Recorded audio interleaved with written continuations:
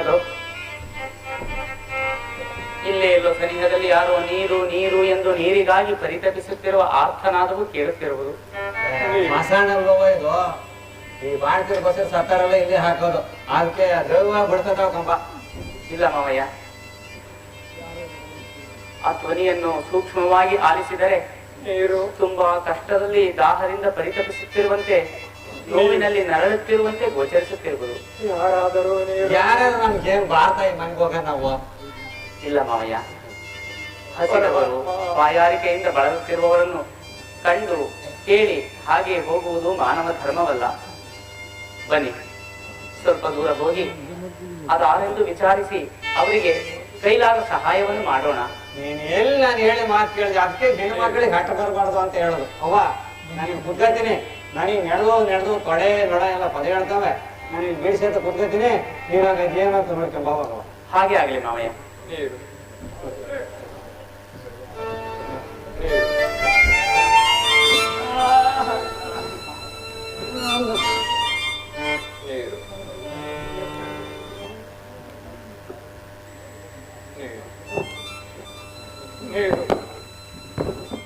ನೀರು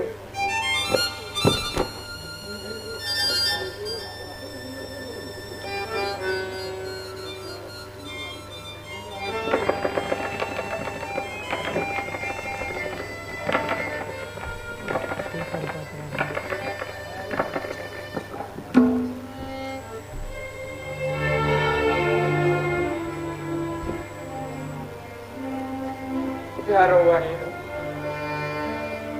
ಪ್ರಾಣ ಹೋಗುವ ಸಂದರ್ಭದಲ್ಲಿ ನೀರನ್ನು ನೀಡಿ ನನ್ನ ಪ್ರಾಣ ಉಳಿಸಿದ ಪುಣ್ಯ ತಾಯಿ. ಯಾರು ತಾಯಿ? ಜನ ರೈತ ಯಾರವ್ವ ನೀನು? ಅಯ್ಯ, ನನ್ನ ಹೆಸರು ಲಕ್ಷ್ಮೀದೇವಿ ಎಂದು.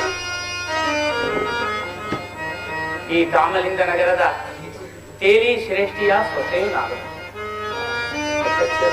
ನನ್ನ ತವರೂರು ಉಜ್ಜಯಿನಿ. ಹೌದಪ್ಪ, ಉಜ್ಜಯಿನಿ.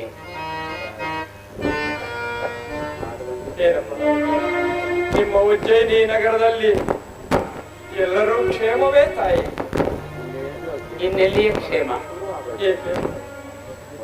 ಧರ್ಮ ಸತ್ಯದಿಂದ ಪ್ರಜಾಪಾಲನೆಯನ್ನು ಮಾಡುತ್ತಾ ಮಕ್ಕಳೋಪಾದಿಯಲ್ಲಿ ಪ್ರಜೆಗಳನ್ನು ಪಾಲಿಸುತ್ತಿದ್ದ ದೊರೆಯು ಕಾಡು ಪಾಲಾದ ಮೇಲೆ ಮಂತ್ರಿಗಳು, ಅರಮನೆಯ ವರ್ಗದವರೆಲ್ಲರೂ, ಪ್ರಜೆಗಳೆಲ್ಲರೂ ಕೂಡ ದುಃಖದಲ್ಲಿ ಪರಿತಪಿಸುತ್ತಿರುವ ಇನ್ನೆಲ್ಲಿಯ ಸುಖ?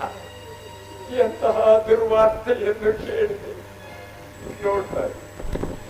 ನಿಮ್ಮ ಉಜ್ಜಯಿನಿ ಪಟ್ಟಣವನ್ನು ಆಳುತ್ತಿದ್ದ ವಿಕ್ರಮ ಭೂಪಾಲನು ನಾನೆಂಬ ಅಹಂಕಾರದಿಂದ ಮೆರೆದಂತಹ ಪರಮ ಪಾಪಿಯಮ್ಮ, ದೈವದ್ರೋಹಿಯಮ್ಮ, ಅವನು ಚಂಡಾಲನಮ್ಮ. ಮುಚ್ಚಬಾಯಿ. ಇನ್ನೊಬ್ಬರ ಗುಣ ಸ್ವಭಾವಗಳನ್ನೆರೆಯದೆ ಈ ರೀತಿ ದುರಹಂಕಾರದಿಂದ ಮಾತನಾಡಬಾರದು. ನೀನು ಈ ರೀತಿಯಾಗಿ ದುರಹಂಕಾರದಿಂದ ಮಾತನಾಡಿದ್ದರಿಂದಲೇ ದೇವರು ನಿನಗಿಂತಹ ಘೋರವಾದ ಶಿಕ್ಷೆಯನ್ನು ಕೊಟ್ಟಿದ್ದಾನೆ. ನಮ್ಮ ಪ್ರಭುಗಳ ಗುಣ ಸ್ವಭಾವಗಳನ್ನೆರೆಯದೆ ಈ ರೀತಿ ಮಾತನಾಡುವ ಅಹಂಕಾರಿಯಾದ ನೀನು ಯಾರು ಹೇಳು? ನಿನ್ನ ಊರು ಯಾವುದು? ಸರಿಯಾಗಿ ನೋಡುತ್ತಾಯಿ, ನಿಮ್ಮ ಉಜ್ಜಯಿನಿ ಪಟ್ಟಣವನ್ನು ಆಳುತ್ತಿದ್ದ ಪಾಪಿ ವಿಕ್ರಮನ ನಾನೇ ನೋಡುತ್ತಾಯಿ.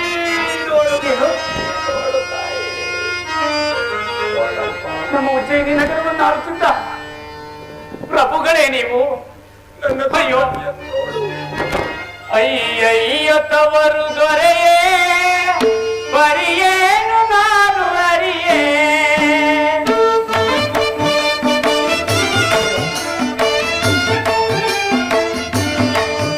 ಅಯ್ಯಯ್ಯ ತವರು ದೊರೆಯೇ, ಬರಿಯೇನು ನಾನು ಅರಿಯೇ. ನಾನೇಕೆ ಬಂದೆ ನಿಲ್ಲಿ, ನಿಮನಾನ ತಂದ ನಿಲ್ಲಿ.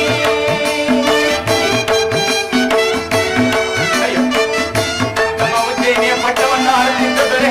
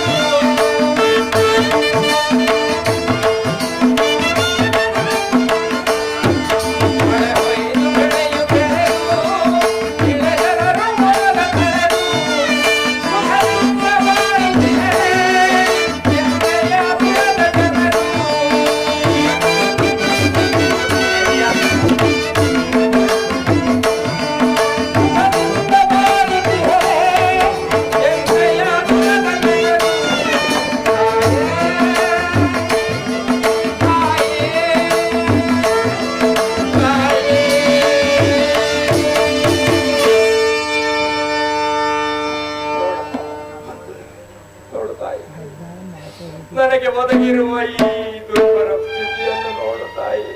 ಪ್ರಭು, ನಿಮಗಿಂತಹ ಕಷ್ಟವು ಒದಗಿ ಬರಲು ಕಾರಣವಾದರೂ ಏನು?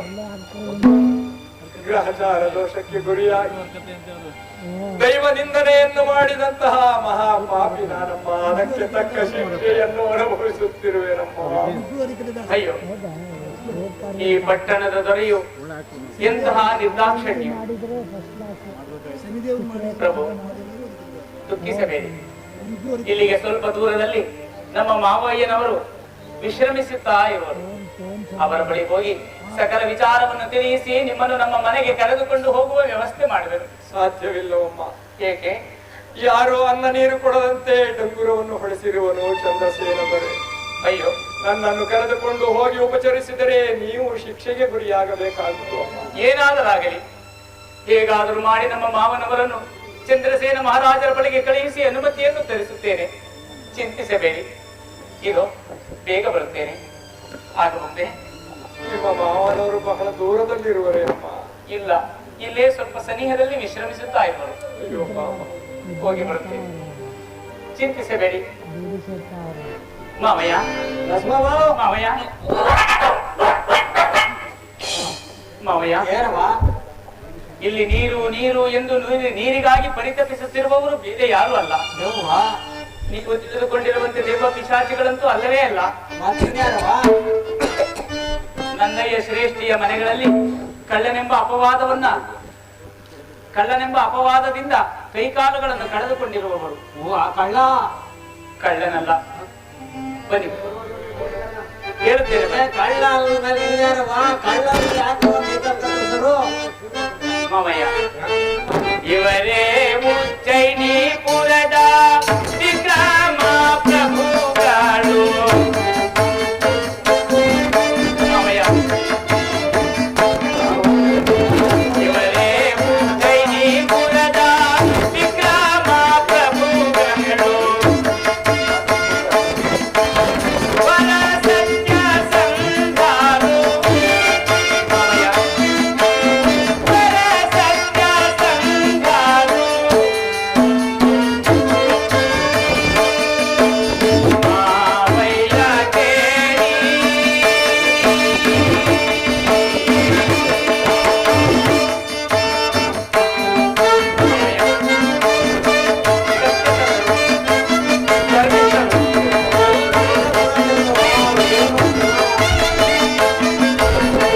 ಗ್ರಹಚಾರ ವಶದಿಂದ ಈ ರೀತಿ ಆಗಿದೆ.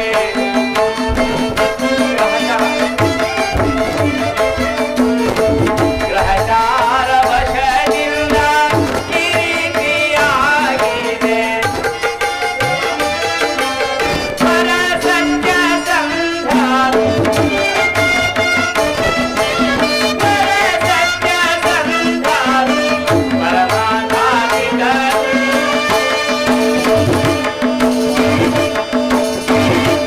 ಮಾವಯ್ಯ, ಇವರು ನಮ್ಮ ಉಜ್ಜಯಿನಿಯ ಪಟ್ಟಣವನ್ನು ಆಳುತ್ತಿದ್ದ ಚಕ್ರವರ್ತಿಗಳು.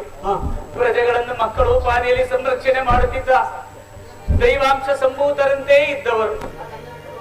ಗ್ರಹಚಾರ ವಶದಿಂದ ಈ ರೀತಿ ಆಗಿದೆ. ನನಗೆ ಏನ್ ಮಾಡ್ಲವ? ಇವರನ್ನು ನಮ್ಮ ಮನೆಗೆ ಕರೆದುಕೊಂಡು ಹೋಗಿ ಇವರ ಸೇವೆಯನ್ನು ಮಾಡಿದರೆ ನಮಗೆ ಪುಣ್ಯವು ಪ್ರಾಪ್ತವಾಗುವುದು. ಮಾವಯ್ಯ, ಗಣಮಣಿ ಔಷಧಿ ಕೇಳಂಗಾಯ್ತು ಅಲ್ಕವಾ? ರಾಜರು ಯಾರಾದ್ರೂ ಊರ್ ಬಿಟ್ಟು ಕಳ್ಸಿ ಇಲ್ಲಿ ಹಡಕ್ ಹಾಕ್ಯವ್ರೆ, ಅವ್ರು ಕರ್ಕೊಂಡು ಬಿಡ್ತಾರೇನವ? ಇಲ್ಲ ಮಾವಯ್ಯ, ನಿಮ್ಮ ಕಾಲಿಗೆರೆಗೆ ಬೇಡುತ್ತೇನೆ. ಅಯ್ಯೋ, ನನ್ಗಂದು ಹೇಳವ. ಹೇಗಾದರೂ ಮಾಡಿ ಅವ್ವ, ಮಹಾರಾಜರ ಬಳಿಗೆ ಹೋಗಿ ಇವರನ್ನ ಕರೆದುಕೊಂಡು ಹೋಗಿ ಸೇವೆಯನ್ನು ಮಾಡಲು ಅವಕಾಶವನ್ನು ಬೇಡಿ ಬನ್ನಿ. ಆಯ್ತವ್ವ, ಕೇಳಿ ಬರ್ತೀನಿ. ಅಕಸ್ಮಾತ್ ಅವನು ನಮ್ನೆ ಹೆಂಗ್ ಮಾಡ್ಬಿಟ್ಟು ಹೆಂಗ್ ಮಾಡ್ಲವಾ? ಇಲ್ಲ ಮಾವಯ್ಯ, ಆ ರೀತಿ ಆಗದು. ಆಯ್ತು, ದಯಮಾಡಿ ಹೋಗಿ ಬನ್ನಿ. ಆಯ್ತು. ನೀವು ಬರುವ ತನಕ ಇವರ ಸೇವೆಯಲ್ಲಿ ನಾನು ಇಲ್ಲಿಯೇ ನಿರತರಾಗಿರುತ್ತೇನೆ. ನಿನ್ ಭಕ್ತಿ ನಿನ್ ಕಾಪಾಡ್ಲಿ. ಇವತ್ತು ಬೆಳಗ್ಗೆ ಬರ್ತೀನಿ ಕಣೋ. ಆಯ್ತು ಮಾವಯ್ಯ, ಹೋಗಿ ಬನ್ನಿ. ಏನ್ ಮಾಡಿ ಏಟ್ ಹೇಳಿದ್ರು ಅರ್ಥ ಮಾಡ್ಕೊಳಕಲ್ಲ, ಮಾತು ಹೇಳೋಲ್ಲ. ಒಳ್ಳೆ ಹೇಳೋ ಅಂತ ನಾನ್ ಮಾಡಿ